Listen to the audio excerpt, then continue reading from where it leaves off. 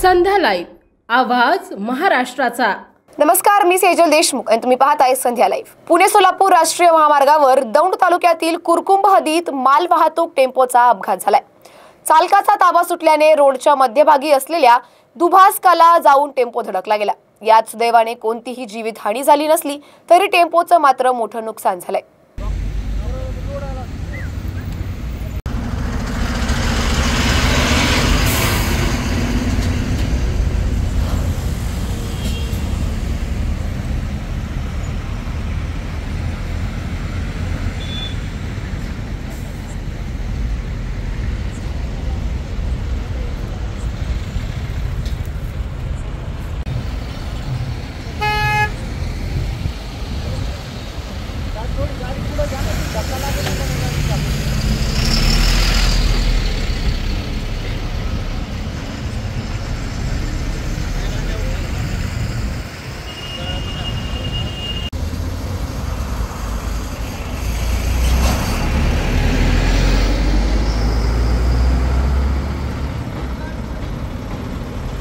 अशाच अपडेटसाठी आमच्या संध्या लाईव्ह चॅनलला लाईक, शेअर आणि सबस्क्राइब करा।